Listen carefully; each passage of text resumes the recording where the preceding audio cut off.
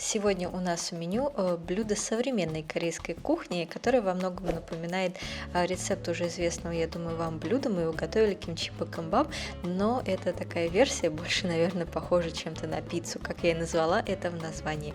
Мы нарезаем кимчи кусками среднего размера. Это самый главный ингредиент, без которого невозможно это блюдо.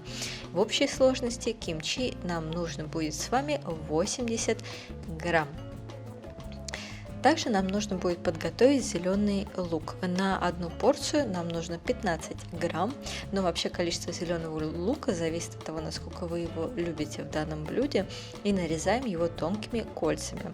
Также хлопья водорослей, которые по-корейски называются кимкару, 3 грамма, но если их нет, то 2 листа водорослей нори.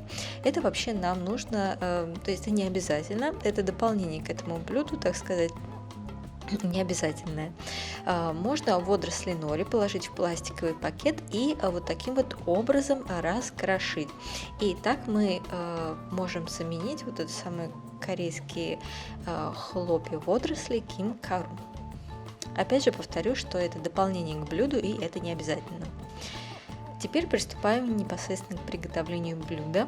На выключенном огне мы наливаем на сковороду растительное масло, 1 столовую ложку, и закладываем в масло подготовленный зеленый лук.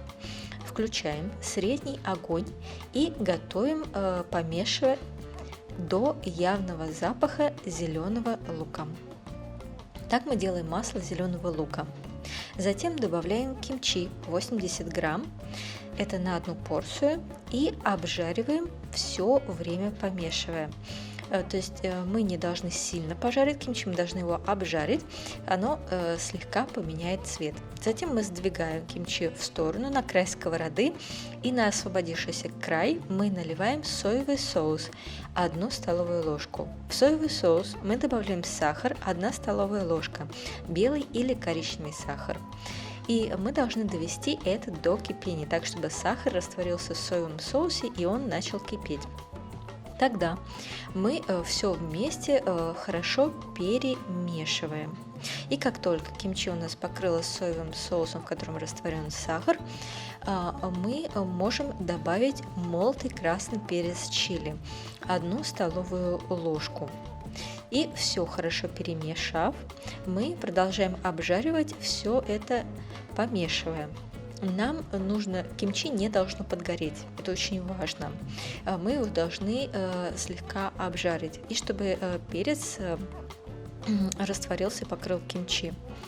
После этого мы выключаем огонь, и можно переложить кимчи в какую-нибудь тарелку, что гораздо удобнее, и мы добавляем отваренный белый круглый рис, который уже остыл, лучше даже вчерашний. И теперь задача перемешать рис с кимчи. Можно сделать это ложкой, но это не очень удобно. Лучше всего надеть перчатку и вот так хорошенько его перемешать. Опять же говорю, что если вы переложите в миску, то будет удобнее, чем на сковороде. И когда у нас рис хорошо перемешался с кимчи, пропитался и окрасился, мы выкладываем на сковороду. Используйте только сковороду с покрытием, иначе блюдо будет трудно снимать со сковороды. Заложив рис, мы распределяем его по сковороде, придавая ему форму пиццы. Хорошо прижимайте рис, чтобы он уплотнился и, можно сказать, прилип даже друг к другу. Создав такую форму, мы включаем тихий слабый огонь и выкладываем сверху сладкую консервированную кукурузу. 15 грамм, можно больше, можно меньше, а можно вообще пропустить этот момент.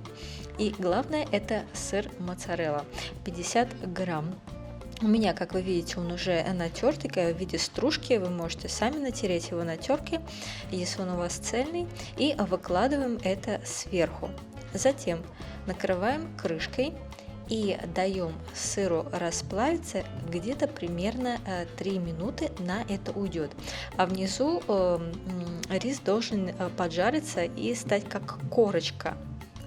Будет даже хорошо, если он немного подгорит, так он будет гораздо вкуснее, но это не обязательно, главное, чтобы он схватился и пожарился.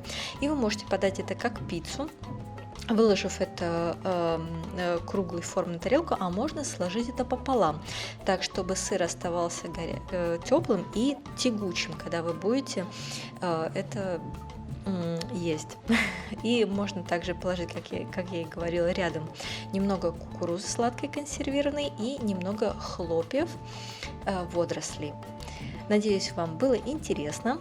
Лайкайте, подписывайтесь. Приятного вам аппетита. Здесь еще раз приведен способ приготовления и ингредиенты.